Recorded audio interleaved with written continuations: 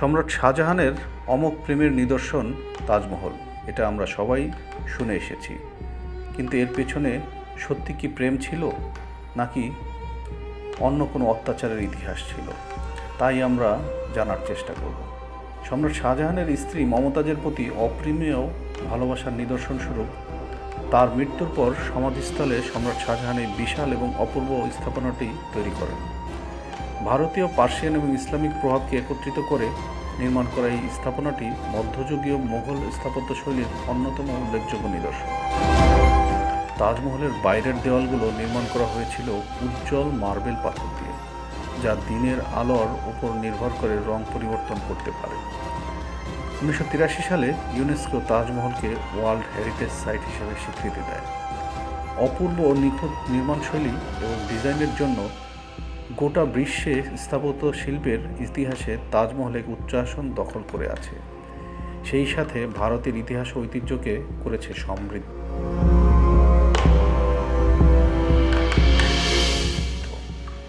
বাবর, হুমায়ুন, আকবর এবং জাহাঙ্গীরের পর মুঘল রাজবংশের পঞ্চম সম্রাট ছিলেন সম্রাট শাহজাহান।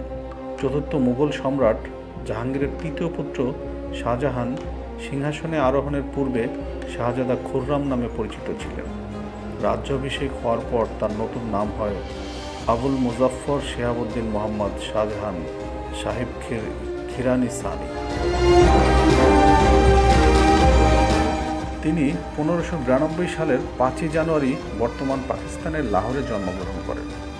সাহসিকতা ও বুদ্ধিমত্তার জন্য বাল্যকাল থেকেই তিনি ছিলেন তার দাদা সম্রাট আকবরের প্রিয় পাত্র।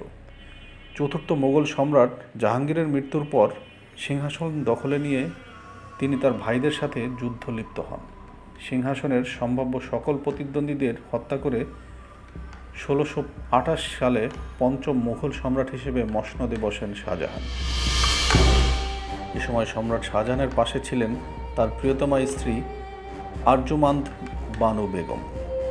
1612 সালে শাহজাহান তাকে বিয়ে করার পর তার নাম পরিবর্তন করে মমতাজ মহল রাখা হয় এবং তিনি মমতাজ মহল নামেই অধিক পরিচিত ছিলেন। 1611 সালে যুবরাজ শাহজাহান রাজ্য ভ্রমণে বেরিয়ে 14 বছরের কিশোরী আরজুমান বানু বেগমের প্রেমে পড়েছিলেন। সেই বছরই তার সাথে বাগদান সম্পন্ন করে রেখেছিলেন শাহজাহান। তবে মমতাজ সম্রাটের কততম স্ত্রী ছিলেন এটা নিয়ে ইতিহাসবিদদের মধ্যে মতভেদ আছে। অধিকাংশ ইতিহাসবিদদেরই মতে মমতাজ ছিলেন শাহজাহানের দ্বিতীয় স্ত্রী। কোথাও কোথাও আবার মমতাজ সম্রাটের তৃতীয় এবং চতুর্থ স্ত্রী হিসেবেও উল্লেখ আছে। তবে মমতাজ ছিলেন সম্রাট শাহজাহানের সবথেকে প্রিয়তমা স্ত্রী।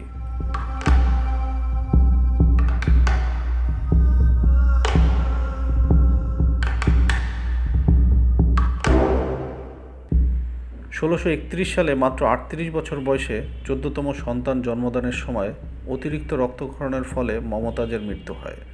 অনেকেই মমতাজের অকাল মৃত্যুর জন্য সম্রাট শাহজাহানকেই দায়ী করে। গর্ভবতী মমতাজকে নিয়েই শাহজাহান যুদ্ধযাত্রা করেছিলেন। দুর্গম পাহাড়ির রাস্তায় দীর্ঘ সময় হাতির পিঠে বসে থাকার কারণে মমতাজের প্রসব বেদনা শুরু হয়। দীর্ঘ 30 ঘন্টার সেই প্রসব ব্যথা শেষে 14তম সন্তানের জন্ম দিয়েই মৃত্যুর কোলে ঢলে পড়েন মমতাজ। শাহজাহান নিজেও অবশ্য তার ভুল বুঝতে পেরেছিলেন। আর তাই তো মমতাজের মৃত্যুর পর অনুশোচনায় 7 দিন 7 রাত সম্রাট মুখে কোনো দানা পানি তোলেননি, এমনকি ঘর থেকেও বের হননি।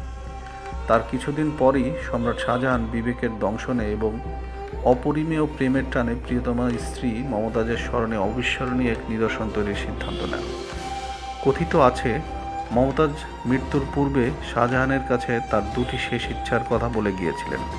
প্রথমটি, মমতাজের মৃত্যুর পর অন্য কোনো নারীর গর্ভে যাতে শাহজাহানের কোনো সন্তান না আসে, আর দ্বিতীয়টি, তার মৃত্যুর পর তার সমাধিস্থলে মর্মর পাথর দিয়ে এমন এক স্মৃতিসৌধ নির্মাণ করা যা গোটা পৃথিবীর কাছে তাদের প্রেমের নিদর্শনস্বরূপ শত শত বছর টিকে থাকবে। অনেকে সম্রাট শাহজাহানের তাজমহল নির্মাণের উদ্দেশ্য সম্পর্কে ভিন্নমত পোষণ করেছেন। তাদের মতে সম্রাটের স্থাপত্য শিল্পের প্রতি বিশেষ দুর্বলতা ছিল। নিজের শখ পূরণ করতেই তিনি তার শাসনামলে গোটা ভারতবর্ষ জুড়ে অগণিত স্থাপনা নির্মাণ করেন। যা মুঘল স্থাপত্যশৈলীর নিদর্শন রাখতে যুগের পর যুগ ধরে টিকে আছে।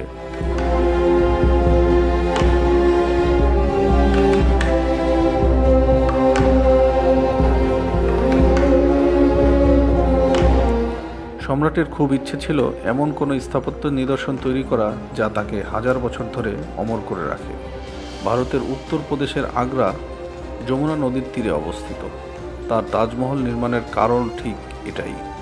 মমতাজের প্রতি ভালোবাসার চেয়ে বরং তিনি অমরত্বের লোভেই তাজমহল নির্মাণে তাকে বেশি উৎসাহিত করেছিল। তাজমহলের নকশা ও নির্মাণ নিয়ে আরও কিছু মিথ। মমতাজের মৃত্যুর প্রায় 1 বছর পর 1632 সালে তাজমহল তৈরির মূল কাজ শুরু হয়। তাজমহলের সম্পূর্ণ নকশাটি একক কোনো মানুষের করা না। সম্রাট শাহজাহান তাজমহলের নকশা করার জন্য পৃথিবীর নানা প্রান্তের গুণী স্থপতিদের আমন্ত্রণ জানিয়েছিলেন। বিভিন্ন সূত্র থেকে পাওয়া তথ্য থেকে তাজমহলের স্থপতিদের মধ্যে একটা তালিকা পাওয়া গেছে। প্রাপ্ত তালিকা অনুযায়ী তাজমহলের চত্বরের নকশা করেছিলেন পারস্যের বিখ্যাত স্থপতি ওস্তাদ ঈসা। তাজমহলের বড় গম্বুজটির নকশা করেছিলেন অটোমান সাম্রাজ্য থেকে আগত স্থপতি ইসমাইল খাঁ। তাজমহলের বড় গম্বুজের উপর স্বর্ণের দণ্ডটির ডিজাইন করেছিলেন লাহোরের বাসিন্দা স্থপতি কাজিম খান। দিল্লির চিরঞ্জি লাল ছিলেন তাজমহলের প্রধান ভাস্কর এবং মোজাইক কারক। তাজমহলের প্রবেশদ্বারে আমানত খাঁর নাম খোদাই করা আছে। তিনি তাজমহলের সমস্ত চারুলিপির দায়িত্বে ছিলেন। রাজমিস্ত্রিদের তত্ত্বাবধায়ক ছিলেন মোহাম্মদ হানিফ। সমস্ত কাজের প্রধান ব্যবস্থাপক ছিলেন মীর আব্দুল করিম এবং মুক্কারিমাত খান।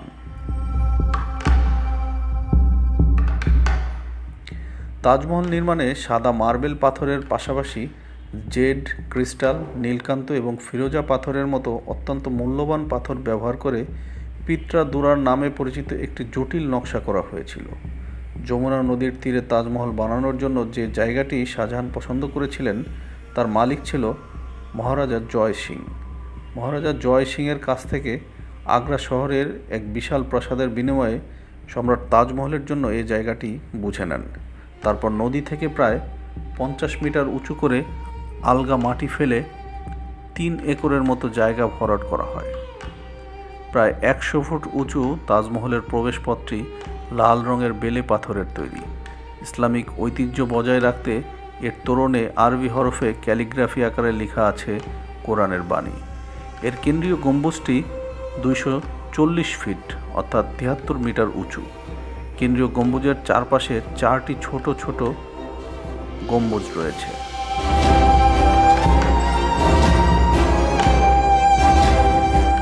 মূল স্থাপনার চারপাশে আছে 108 ফুট উচ্চতার 4টি মিনার।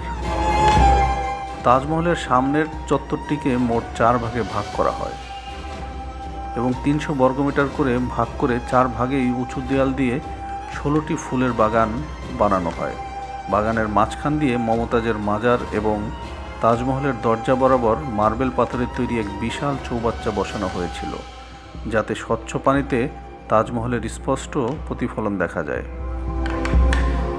তাজমহলের মূল চত্বরটি 3 দিক থেকে বেলে পাথরের দেওয়াল দ্বারা বেষ্টিত।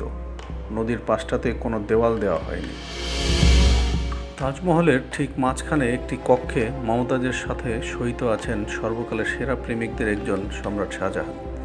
শুরুতে এখানে শুধুমাত্র মমতাজের কবর ছিল, কিন্তু সম্রাটের মৃত্যুর পর তাকেও তার প্রিয়তমা স্ত্রীর পাশে সমাহিত করা হয়। তাজমহল নির্মাণে প্রায় 20,000 শ্রমিক এবং পণ্য পরিবহনে 1,000-এর বেশি হাতির প্রায় 20 বছর সময় লেগেছিল। শাহজাহানের শেষ জীবন সুখের ছিল না। তিনি তার জীবনের শেষ 20 বছর আগ্রা দুর্গে পুত্র আওরঙ্গজেবের কর্তৃক গৃহবন্দী হয়ে কাটান। তার জীবনদশায় আওরঙ্গজেব তার অবশিষ্ট পুত্র ও তাদের ঘরের নাতিদের হত্যা করেন।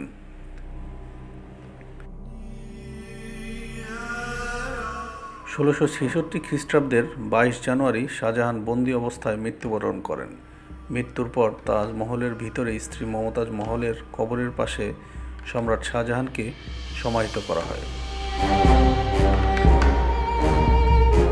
সম্রাট শাহজাহানের এই করুণ পরিণতি এবং তাজমহলের পেছনে তৎকালীন ভারতীয় উপমহাদেশের যে করুণ অর্থনৈতিক পরিণতির ইতিহাস, সেটা নিয়ে এর পরবর্তীতে আপনাদের জন্য আবারও ফিরে আসব। সে পর্যন্ত সবাই ভালো থাকুন, সুস্থ থাকুন। আল্লাহ হাফেজ।